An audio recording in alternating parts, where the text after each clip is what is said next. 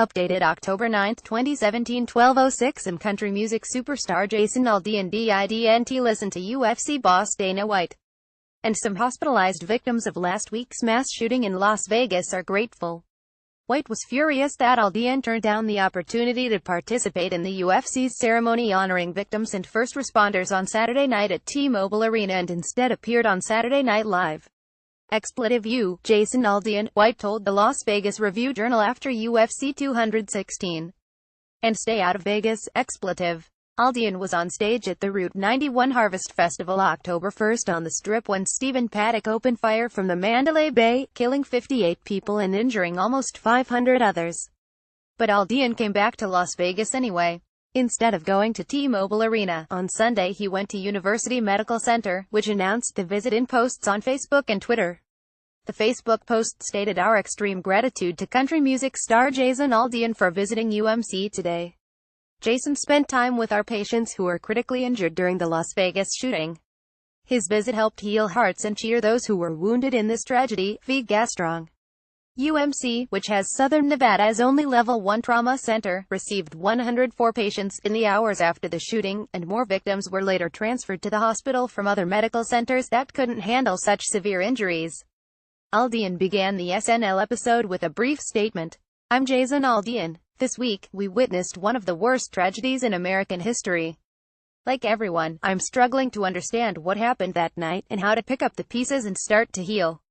So many people are hurting. There are children, parents, brothers, sisters, friends, they're all part of our family.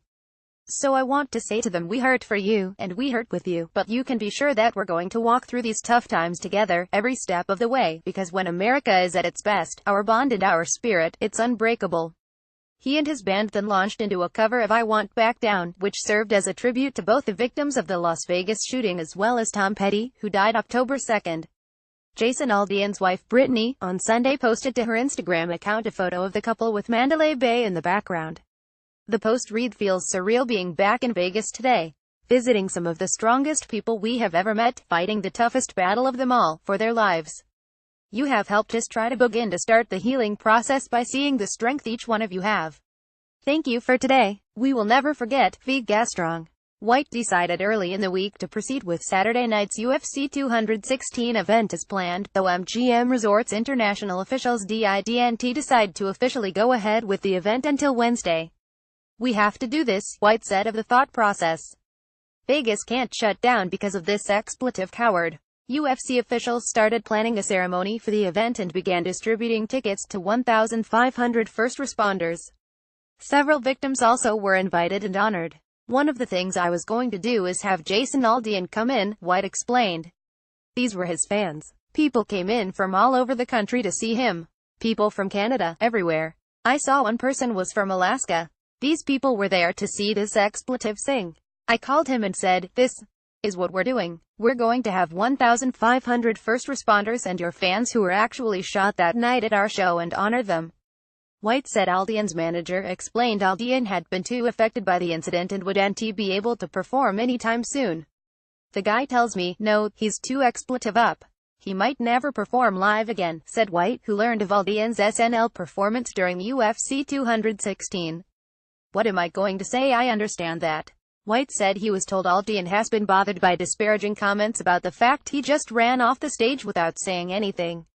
He said the notion is preposterous, and he was told by several concertgoers the fact Aldean ran off stage saved lives, because it alerted people the situation was real and not part of the show. This wasn't the first time the comedy series has used its cold open to musically address an issue. On September 29, 2001, the first episode following the September 11 terror attacks, Paul Simon began by singing "The Boxer" surrounded by first responders and then Mayor Rudy Giuliani.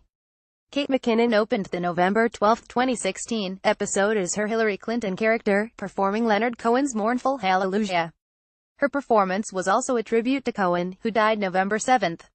While Aldean's performance was seen by 6.8 million viewers on television and another 1.7 million on the show's YouTube channel as of Sunday evening, the studio and the live crowd were much smaller than he would have encountered at T-Mobile Arena. Approximately 250 seats are scattered throughout Saturday Night Live's Studio 8H, only a couple of dozen of which would have been in Aldean's direct line of sight.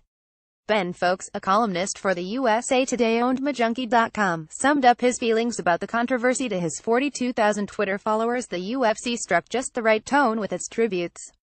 Then Dana White had to go and get all Dana White about it. Still, White believes Aldean did the late-night NBC show to help silence any critics. You know why he did SNL? Because he's all bummed out about the people talking expletive, and what these guys do SNL for is as a platform that when you expletive up or you make a mistake, you go on there, White said. So it was more important to him to go on SNL and improve your image than to come to Las Vegas in front of your fans and the people who helped save lives that night at the concert. That expletive goes into Saturday Night Live. It makes me sick. White said he was also turned down by several other country music acts. Eventually, Everlast agreed to participate in the ceremony. He performed America the Beautiful in the cage as several victims and first responders were honored. I called Everlast, and the dude was honored, White said.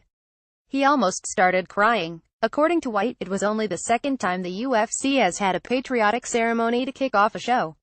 He said the last time was after the September 11 terrorist attack in 2001.